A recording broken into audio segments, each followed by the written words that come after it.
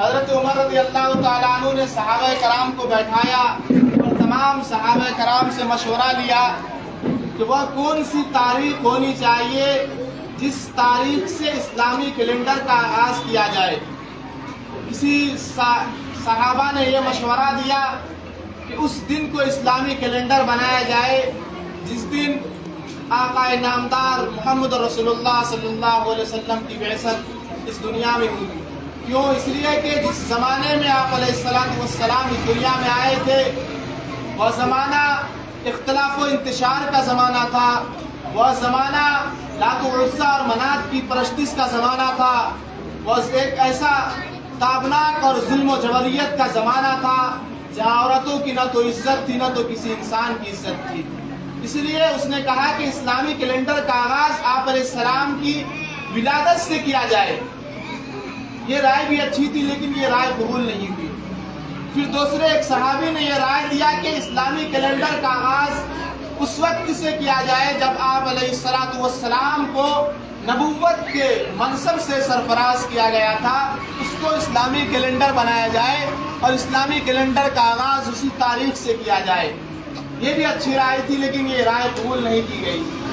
پھر کسی نے ایک یہ رائے دیا، وہ تھے حضرت علی رضی اللہ تعالیٰ عنہ۔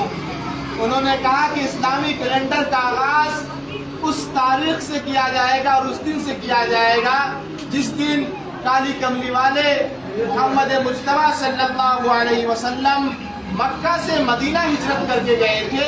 اس ہجرت کو اسلامی کیلنڈر کا نام دیا جائے۔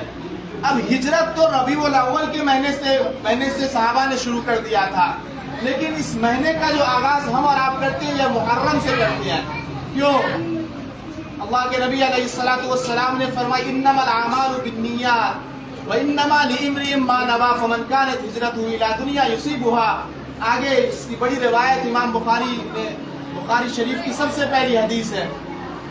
آپ علیہ السلام نے جو نیت فرمایا تھا، جو ارادہ فرمایا تھا، جو آپ کی منشا تھی، جس رائے کو لے کر کے آپ چل رہے تھے، وہ رائے محرم الحرام کی تاریخ تھی۔